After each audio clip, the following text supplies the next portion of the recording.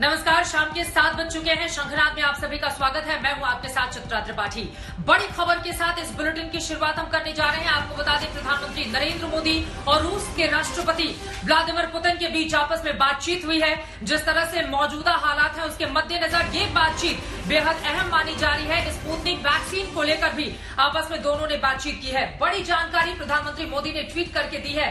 खुद ये जानकारी कोरोना के हालात पर दोनों के बीच ये बातचीत हुई है। पीएम मोदी ने रूस के राष्ट्रपति से बातचीत की है, उनका शुक्रिया भी जताया है। जिस तरह की स्थिति का सामना इस वक्त हिंदुस्तान कर रहा है उसके मद्देनजर ये बातचीत काफी ज्यादा अहम मानी जा रही है। और आपको बता दें, दोनों ही नेताओं ने स्पुतनिक वैक्सीन पर भी बातचीत की है, जिसका इंतजार हिंदुस्तान को है, क्योंकि 1 तारीख से 18+ उम्र के लोगों को वैक्सीनेशन की बड़ी प्रक्रिया हिंदुस्तान में शुरू होने जा रही है।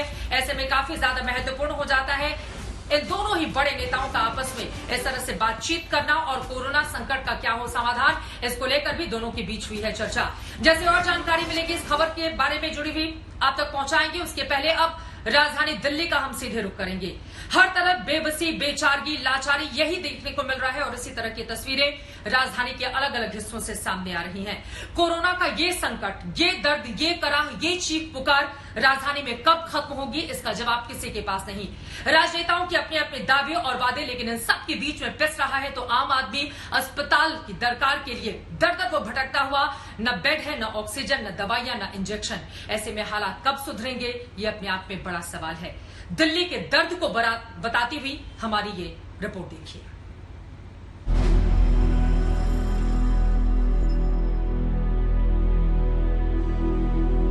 प्लीज, मेरे तीनों बच्चे सर, हमारे पास तो सर मकान नहीं है, हम रेंट पे हैं सर, सिर्फ कमाने वाले भाई।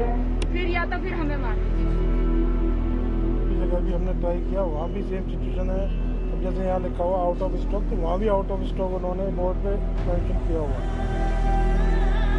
शुगर पेशेंट है, ऑक्सीजन लेवल 57 है, घटते जा 57 है, 57 प्राइवेट हॉस्पिटल ने कहा हम नहीं लेंगे, आप इमरजेंसी ले इनका लेवल, हमारे पास ऑक्सीजन नहीं है। क्या सब जान हो गया।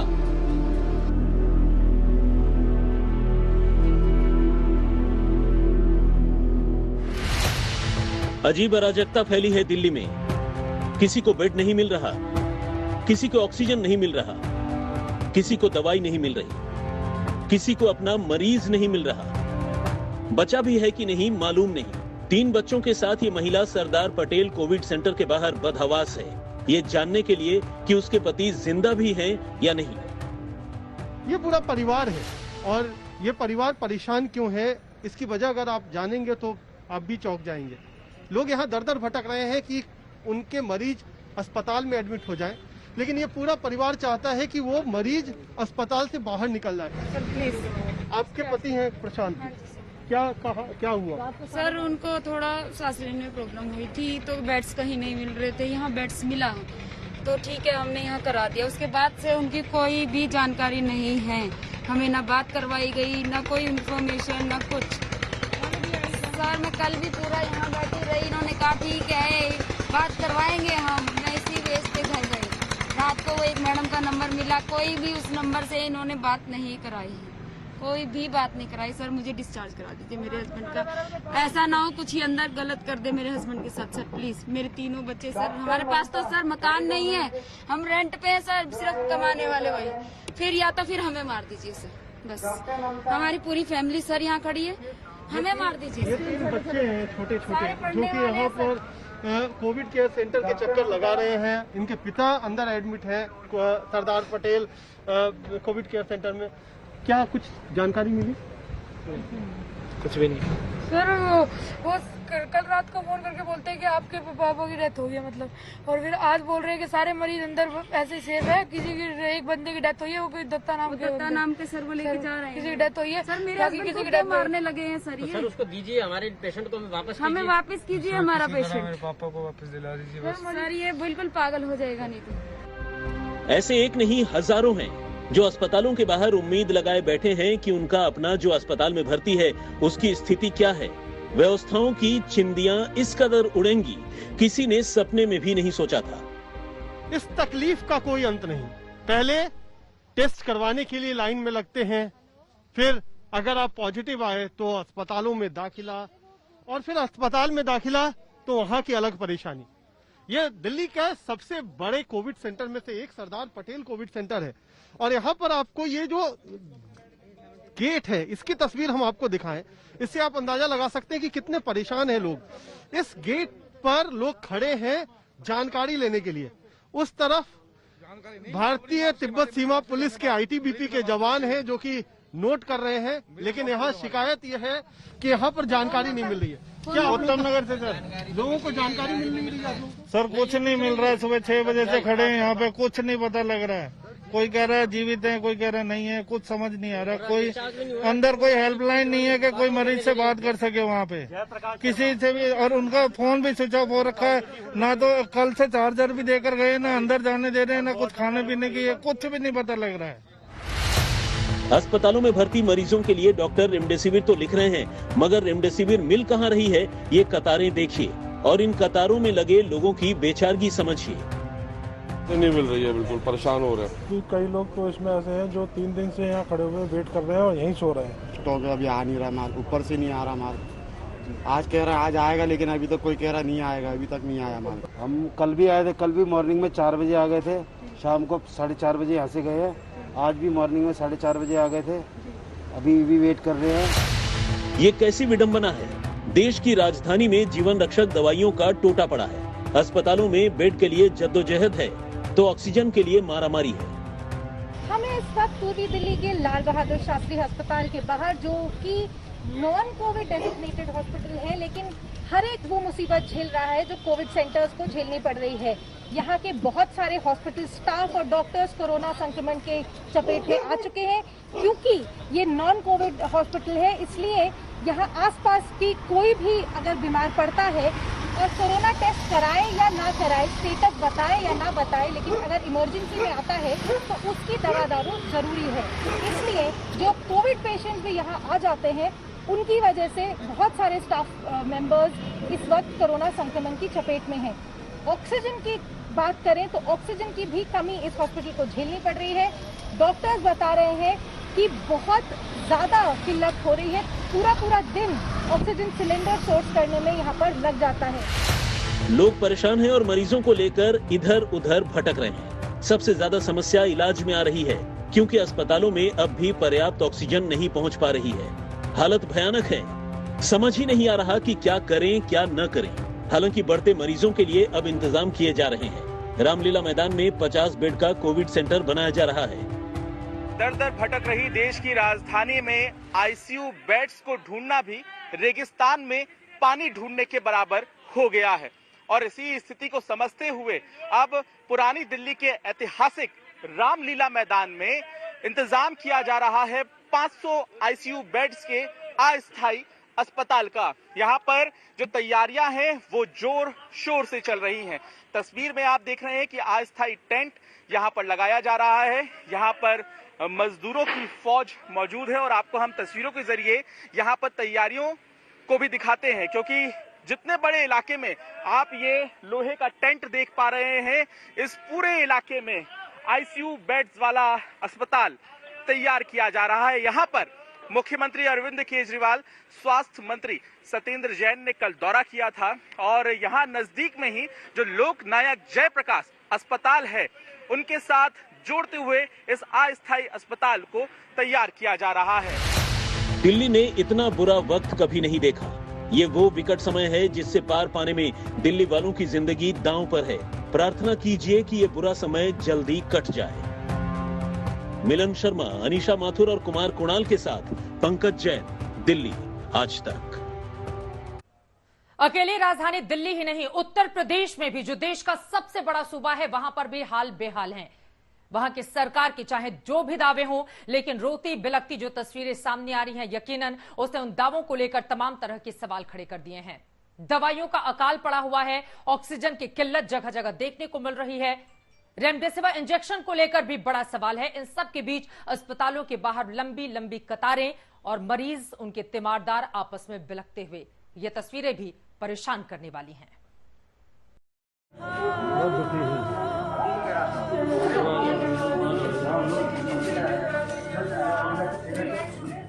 ना बेड्स की कमी है, ना ऑक्सीजन की कमी है, ना रेमडेसिविर की कमी या किसी अन्य जीवन रक्षक दवा की भी कमी नहीं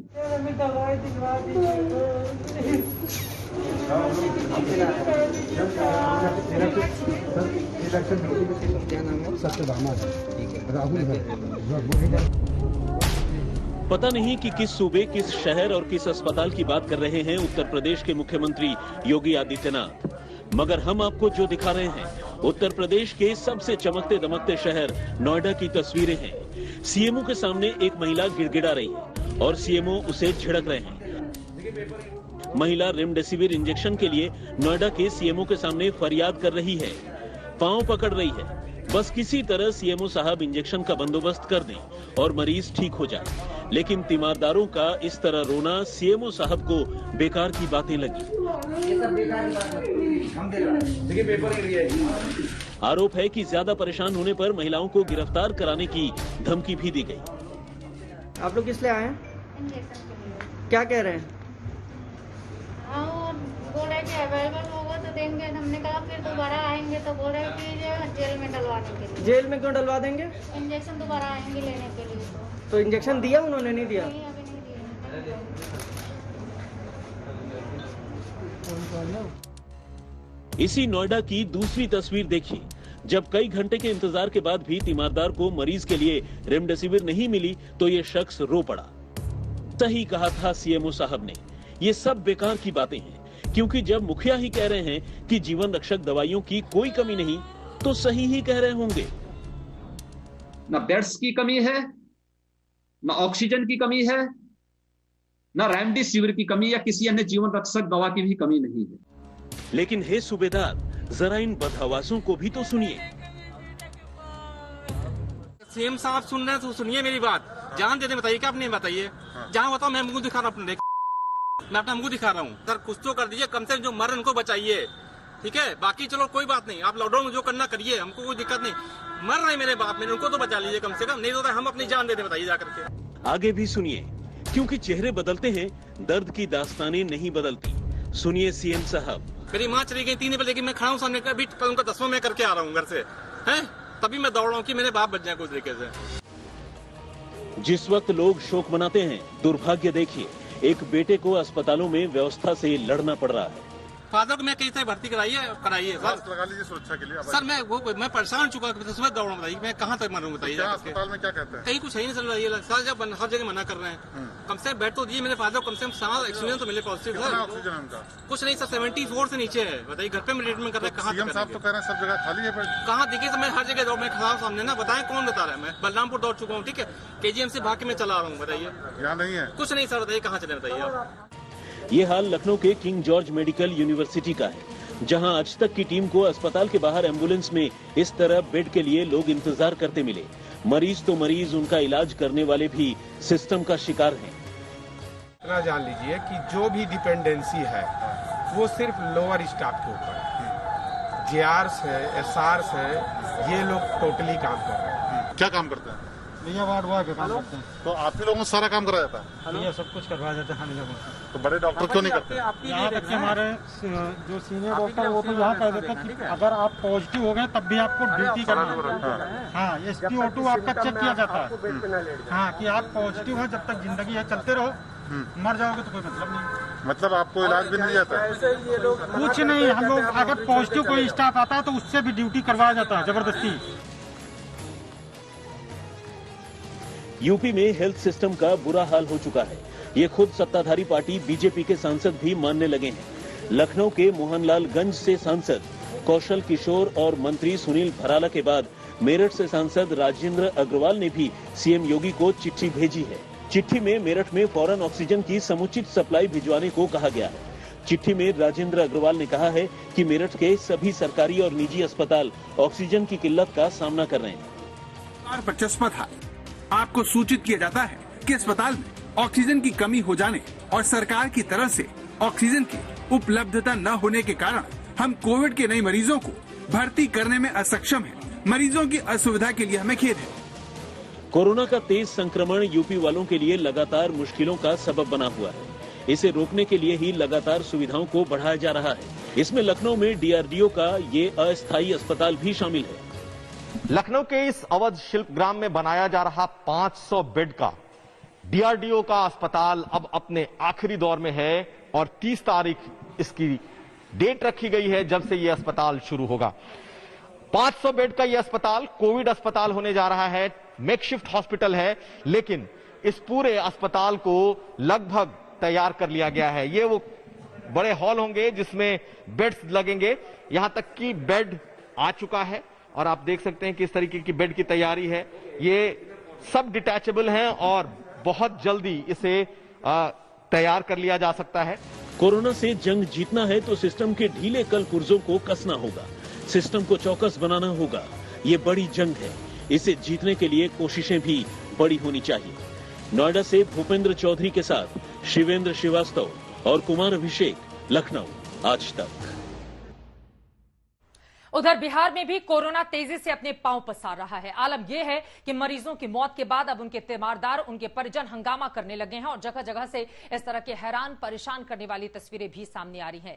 ताजा मामला सामने आया है नालंदा के मेडिकल कॉलेज से, जहां पर मरीज की मौत के बाद उनके परिजनों ने जमकर हंगामा किया, तोड़फोड़ की। आपको बता दें, स्थिति लगातार वहां पर खराब होती हुई चली जा रही है। सवाल यह है कि आखिर ये जो अव्यवस्था का आलम बिहार में फैला हुआ है, इस पर रोक कब और कैसे लगेगी।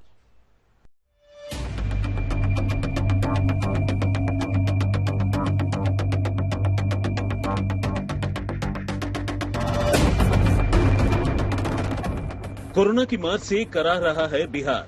यहाँ भी बाकी राज्यों की तरह व्यवस्थाएं चरमराई हुई हैं। वैसी ही लाचारी, वैसी ही बेचारगी और वैसी ही लापरवाहियों का सिलसिला यहाँ भी चल रहा है। देखिए, ये बेगूसराय की तस्वीर है। यहाँ कोविड से एक महिला की मौत हो गई। परिजनों का आरोप है कि मौत के बाद जिला प्रशासन को सूचना दी गई, मगर कोई नहीं आया।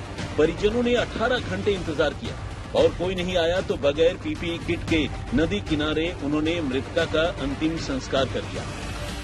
प्रशासन आया, फिर जो है 2 बार आया, घूम के चला गया, बोला कि वहाँ से आदमी आएगा ब्लॉक से, तो हम लोग रुके रहे। उसी कारण जो है अभी लेट हो गया, तो फिर मना कर दिए। सुबह सोनी जो है फोन किए सर को, फोन से सर से बात किए तो बोला ले जाओ, वो लोग नहीं आएगा। ऐसी ही लापरवाही वाली तस्वीर मुजफ्फरपुर से भी आई है। देखिए, कहने को तो बिहार सरकार दावे कर रही है कि दूसरे सूबों से आने वाले लोगों का टेस्ट कराया जा रहा है, लेकिन उन पर निगरानी की जा रही है। मगर सच्चाई क्या है, देख लीजिए।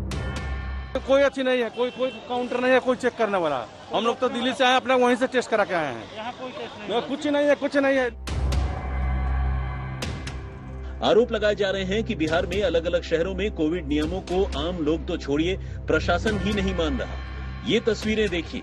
ये तस्वीरें पटना के नालंदा मेडिकल कॉलेज की हैं। यहाँ एक मरीज की मौत के बाद परिजनों ने जमकर हंगामा किया, तोड़फोड़ की और डॉक्टरों से मारपीट की। परिजनों ने आरोप लगाया कि डॉक्टरों की लापरवाही से उनके मरीज की मौत हुई। कल रात यहाँ पर जमकर हंगामा मचा है और तोड़फोड़ की गई है और पिछले 1 हफ्ते में ये दूसरी ऐसी घटना है जब जो परिजन है वो आक्रोशित होकर उन लोगों ने जो डॉक्टर्स पे हमला किया है, तोड़फोड़ की गई है, शीशे तोड़ दिए गए हैं, कुर्सियों को तोड़ दिया गया है। और ये तस्वीर अपने आप में बता रही है कि हालात कितने खराब हैं पटना के एनएमसीएच में, जो कि एक डेडिकेटेड कोविड अस्पताल है।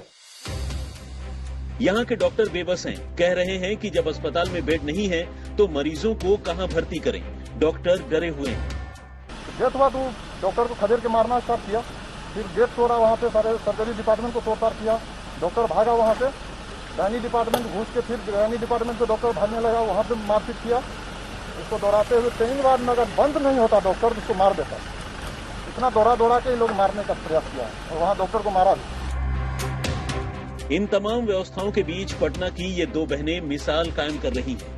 ये दोनों बहनें उन परिवार वालों को मुफ्त खाना मुहैया करवा रही हैं जो कोविड से पीड़ित हैं और जिन्हें खाने की दिक्कतें हैं। ये कहने में गुरेज नहीं कि बिहार में भी हालात बिगड़ रहे हैं। अस्पताल में जगह नहीं है, जीवन रक्षक दवाइयों की मारामारी हो रही है। बेहतर यही है कि हालत हाथ से निकलने न पाए। पटना में रोहित कुमार सिंह के साथ आज तक ब्यूरो। अगरतला के डीएम जिनकी कारस्तानी की चर्चा लगातार सोशल मीडिया पर है, उनकी तस्वीरें जमकर वायरल हो रही हैं। शादी के मंडप में पहुंचकर उन्होंने जमकर हंगामा किया, शादी तो रुकवा दी, लेकिन अब उनके खिलाफ ही आवाजें बुलंद होने लगी हैं। भारतीय जनता पार्टी के 5 विधायकों ने, जो कि सत्तासीन पार्टी है, बकायदा मुख्य सचिव को चिट्ठी लिखकर डीएम को हटाने की मांग कर डाली है।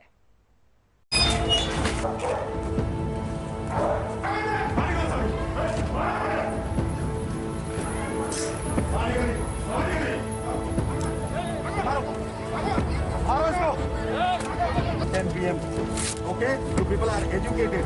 पूरे दिन भर प्रचार हो रहा है यहाँ पे।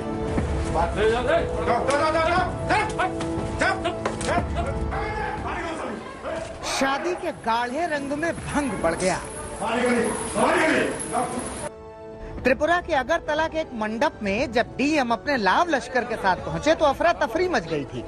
डीएम साहब तो इतने ताव में थे कि उन्होंने बारातियों को भगा दिया, दूल्हे दुल्हन को मंडप से बाहर भगा दिया। इसको अरेस्ट करिए, इसको अरेस्ट करो, जेल में डालो, डालो इसको। क्या नाम है? रुको,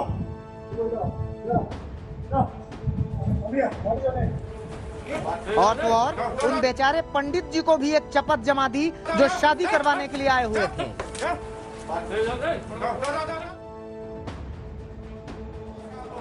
अगरतला पश्चिम के डीएम शैलेश यादव ने 26 अप्रैल की रात शादी के मंडप में जो उधम मचाया, अब वो उन पर भारी पड़ रहा है। उत्साह में आकर उन्होंने बहादुरी तो बहुत दिखाई, लेकिन अब ये मामला उनके खिलाफ जा रहा है। यहाँ पे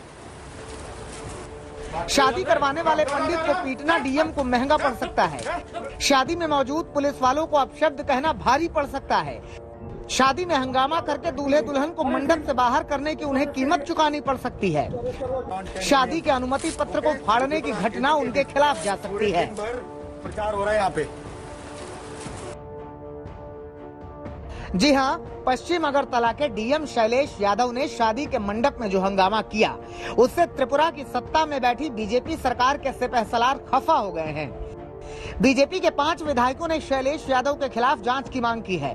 विधायकों ने मुख्य सचिव को चिट्ठी लिखकर डीएम को तत्काल पद से हटाने की मांग की है।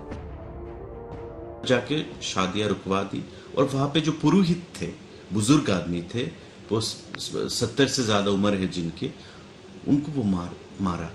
वो अच्छा नहीं है। ब्राइड को मारा, ग्रूम को मारा, उनके जो गार्डियंस उनको गालियां दी। She used filthy languages, abusive languages. वो डीएम को शोभा नहीं देता। तो हमने आज एक चिट्ठी लिखा 5 विधायक जने, हमारे जो मुख्य सचिव है, चीफ सेक्रेटरी को इमीडिएट कुछ एक्शन लेना चाहिए। जिन विधायकों ने डीएम के खिलाफ चिट्ठी लिखी है उनमें आशीष कुमार साहा, राम प्रसाद पॉल, आशीष दास, सुशांत चौधरी और दीबा चंद्र हरंगखा हैं।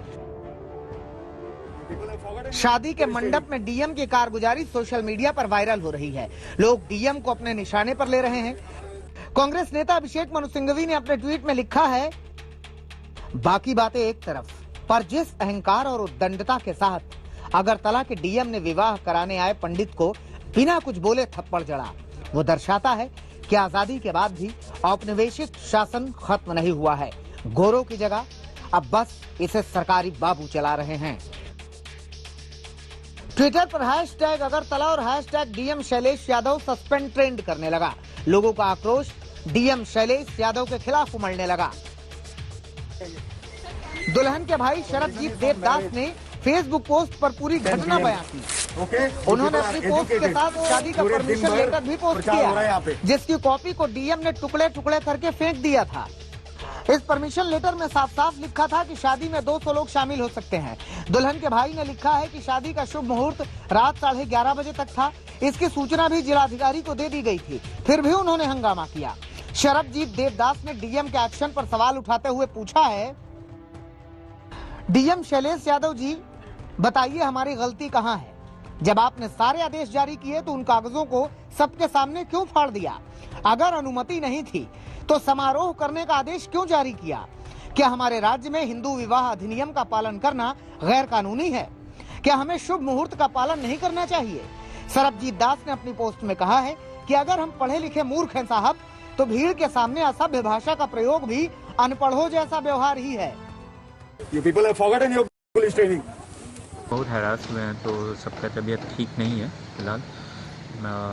मेरे पापा कार्डियक पेशेंट है, मेरी मम्मी डायबिटिक है। सो लेकिन सर जितना सपोर्ट आ रहा है, we are very overwhelmed and we are very thankful to everyone, ठीक है, क्योंकि हम लोग को सपोर्ट कर रहे हैं। तो we are trying to improve ourselves mentally, ताकि हम लोग और स्ट्रेस ना ले। हम लोग अपने आप को कोशिश कर रहे हैं और थोड़ा ठीक रखने के लिए। आपको बता दें कि डीएम ने दुल्हन के भाई को एजुकेटेड फूल कहा था। अपनी पोस्ट में उन्होंने डीएम को संबोधित करते हुए कहा है कि वो कोलकाता के सबसे बड़े कोविड सेंटर से पोस्ट ग्रेजुएट हैं।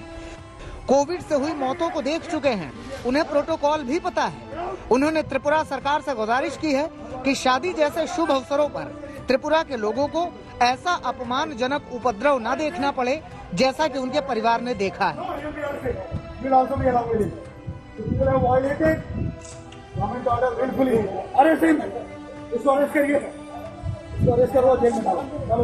अगरतला से प्रवीर और हेमंत नाथ के साथ आज तक ब्यूरो। वैसे डीएम का काम होता है कानून व्यवस्था को सुनिश्चित करवाना, लेकिन यहां पर तो पश्चिम अगरतला के डीएम संघम बन गए। शादी रुकवाने के लिए पहुंच गए, बारातियों को धमकाया, पुलिस वालों से डंडे पड़वा दिए, पुलिस वालों को भी जमकर फटकारा, तो इन सब के बीच पुजारी को भी ऐसे धकेला जिसकी तस्वीरें अपने आप में बहुत सारे सवालों को जन्म दे रही हैं। क्या आखिर इस तरह का व्यवहार डीएम ने उस शादी समारोह में क्यों किया? क्या कोई और तरीका शादी रुकवाने के लिए वो नहीं कर सकते थे?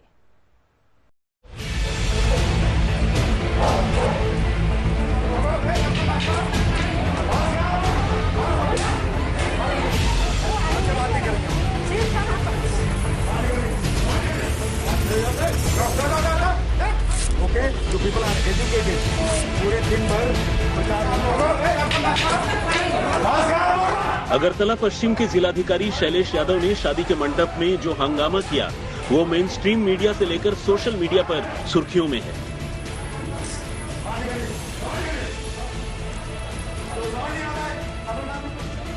हम आपको बताते हैं कि आखिर ये पूरा मामला क्या है। दरअसल 26 अप्रैल की रात अगरतला के एक मंडप में शादी समारोह चल रहा था। उस दौरान जिलाधिकारी शैलेश यादव अपनी टीम के साथ एक विद्युत केंद्र के निरीक्षण के लिए निकले थे। रात काफी हो चुकी थी। इसी बीच उन्होंने शादी के मंडप में हलचल देखी तो सीधे मंडप में घुस गए। उस वक्त शादी की तैयारियां जोरों पर चल रही थी। मुहूर्त रात 11:30 बजे का था। उसी के हिसाब से सब कुछ चल रहा था, लेकिन डीएम साहब पहुंचे तो उनका पारा हाई हो गया। अपनी टीम के साथ वो घरातियों और बारातियों पर टूट पड़ी। रास्ते में बेचारे पंडित जी मिल गए। डीएम साहब ने उन्हें थप्पड़ रसीद कर दिया।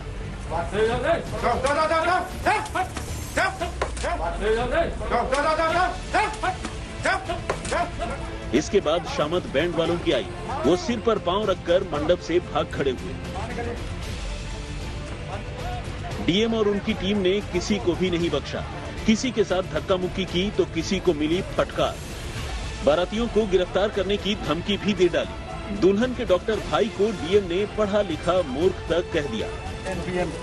Okay, you people are educated. पूरे दिन भर प्रचार हो रहा है यहाँ पे। दुल्हन पक्ष के लोगों ने डीएम को शादी का परमिशन लेटर दिखाया। ये लेटर खुद डीएम ने ही जारी किया था, लेकिन सिंघम के अवतार में आ चुके डीएम साहब तो आपे से बाहर थे। लेटर को उन्होंने हाथ में लिया और उसकी चिंदी चिंदी उड़ाकर फेंक दी।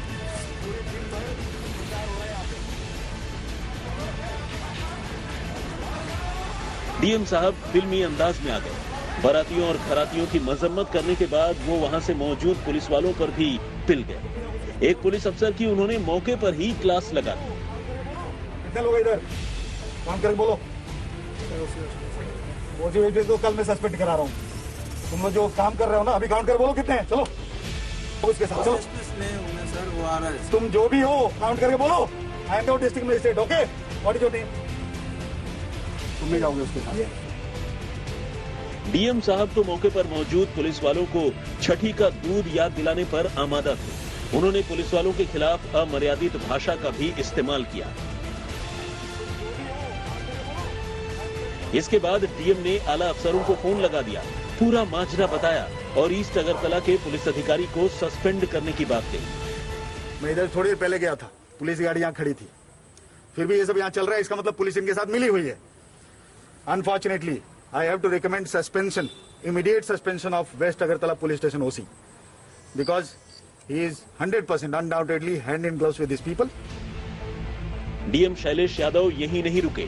पूरे हंगामे के बाद उन्होंने इस शादी मंडप समेत 2 मंडपों को साल भर के लिए सील भी कर दिया।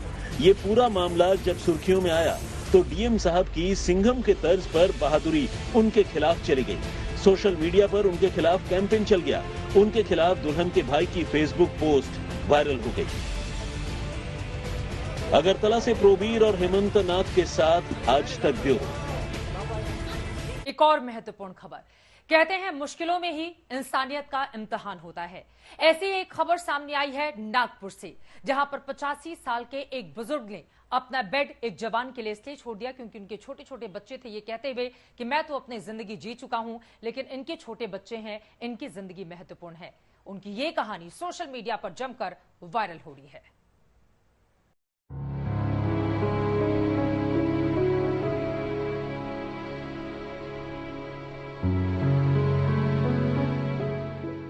कोरोना की महामारी में इंसानियत की बेमिसाल कहानी अब सोशल मीडिया पर वायरल हो रही है।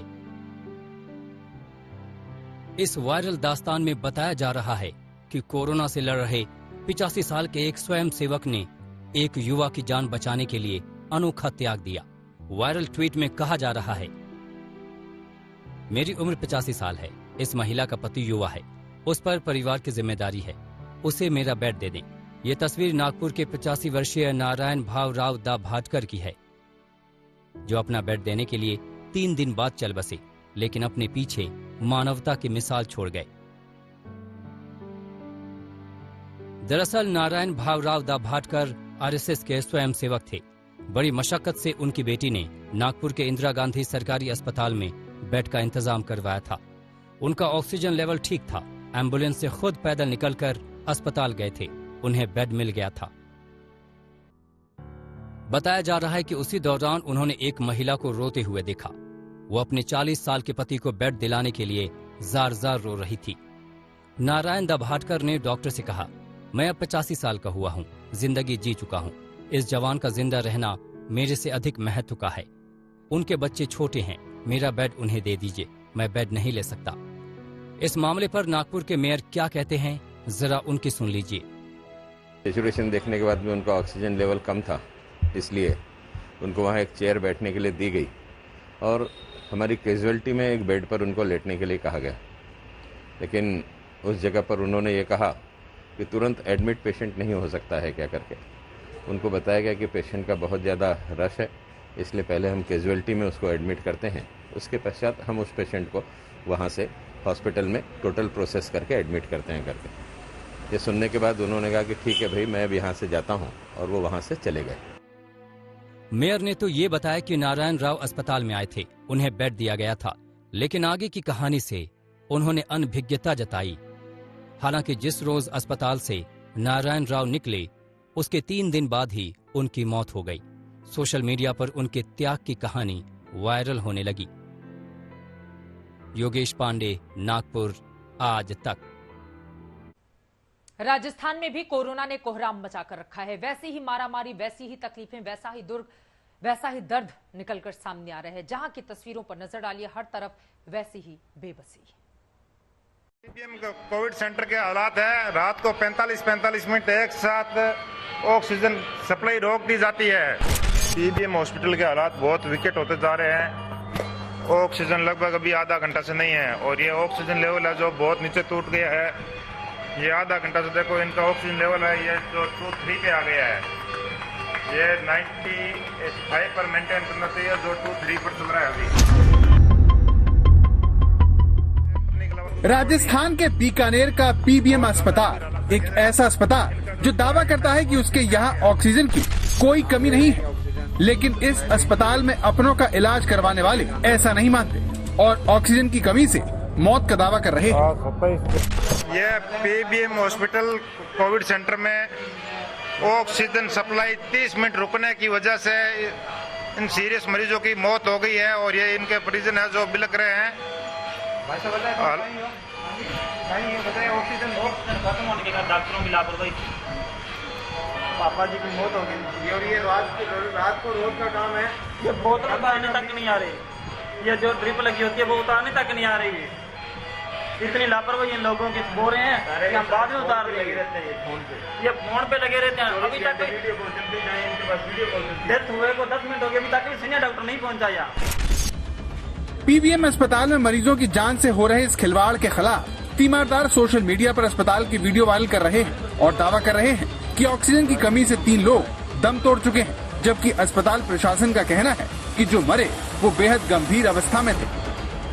24 घंटे की सप्लाई होनी चाहिए ना ऑक्सीजन की, लाइट की हॉस्पिटल में। कोई नहीं है, सब सो रहे हैं अंदर सब सो रहे हैं। कंपाउंडर रजिस्टर कोई इंचार्ज नहीं बैठा ना, कोई नहीं, सब सो रहा है, कोई आता ही नहीं है। रात को 11 बजे देखो लो आ रहे हैं, प्रेशर सबके लो आ रहे हैं। ये यहाँ कोई नहीं है।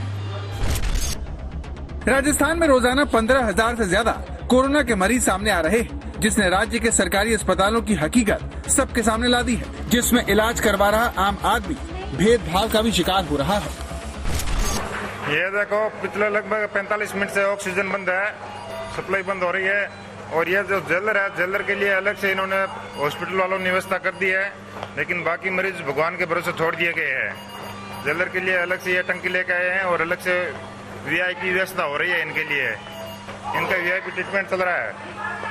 बाकी लोग उधर मरने के लिए छोड़े हुए हैं, कोई किसी को कुछ नहीं देख रहा है। जो वीआईपी नहीं है वो मरेंगे और जो वीआईपी है उनको बचा लिया जाएगा। ये हो रहा है, इनके लिए ये सिलेंडर की व्यवस्था कर दी गई है वो हॉस्पिटल प्रशासन के द्वारा। हॉस्पिटल प्रशासन के लिए सिर्फ एक यही इतने लोगों में ये है कि कीमती है, बाकी इंसानों की जान की कोई कीमत नहीं है। हर हादसे की तरह बीकानेर के इस अस्पताल में मरीजों की मौत की जांच के लिए 3 डॉक्टरों की कमेटी का ऐलान कर दिया गया है। लेकिन सवाल ये है कि अगर अस्पताल में ऑक्सीजन की कमी नहीं है तो फिर इस अस्पताल की बताए जा रहे ऐसे वीडियो क्यों सामने आ रहे हैं। बीकानेर की तरह जयपुर में भी ऑक्सीजन की कमी से मौत के दावे तीमारदार कर रहे हैं। जयपुर के कालवाड़ के इस खंडाका अस्पताल में ऑक्सीजन की सप्लाई रुकने से 5 मरीजों ने दम तोड़ दिया, जिससे घबराकर अस्पताल का स्टाफ मरीजों को तड़पता हुआ छोड़कर अस्पताल से फरार हो गया। जिसके बाद आज तक संवाददाता शरद कुमार को यहाँ पर मरीज के रिश्तेदार दूसरे अस्पतालों की तलाश में जाते मिले और कुछ इस तरह खुद ही ऑक्सीजन सिलेंडर का इंतजाम करते मिले। जयपुर के खंडाका अस्पताल में ऑक्सीजन की कमी से बताया जा रहा है कि 5 लोगों की मौत हुई है। जब मरीज को लेकर आए थे परिजन तो कहा गया था कि 8 दिनों का ऑक्सीजन है। उसके बाद ऐसा कहा जा रहा है कि 5 लोगों ने एक साथ दम तोड़ा है। हालांकि अस्पताल प्रशासन का कहना है कि गंभीर रूप से मरीज यहाँ पर लाए गए थे, लेकिन बहुत सारे यह देखा जा सकता है कि यहाँ पर अब ये जाकर कह रहे हैं कि हमारे पास ऑक्सीजन नहीं है, आप यहाँ से ले जाइए। तो किस तरह से लोग परेशान हो रहे हैं अस्पतालों में, यह देखा जा सकता है। यहाँ पर जो लोग हैं अपने लोगों को यहाँ पर दाखिल कराया था, तब कहा गया था कि यहाँ पर ऑक्सीजन है और ऑक्सीजन की पूरी व्यवस्था है। बहुत सारे लोग हैं, उनसे बातचीत करते हैं क्या हालत है अभी यहाँ पर अस्पताल में। स्टाफ नहीं है, जैसे ऑक्सीजन लेके आए अभी स्टाफ बच जाएगा, स्टाफ नहीं है। ये है सर, जब ऑक्सीजन हम सेल लगाएंगे खुद लेके आते हैं, फिर भी स्टाफ नहीं मिलता। स्टाफ कल बच गया था पूरा। ये जो है सिलेंडर खुद लेके आ रहे हैं, जिनके परिजन खुद लेके आ रहे हैं, स्टेशन पर सिलेंडर लेके जा रहे हैं। ये स्थिति है, आप लोगों को खुद यहाँ पर सिलेंडर लेके आना पड़ रहा है, अस्पताल में नहीं है। नहीं है। आप देखते रहिए आज तक।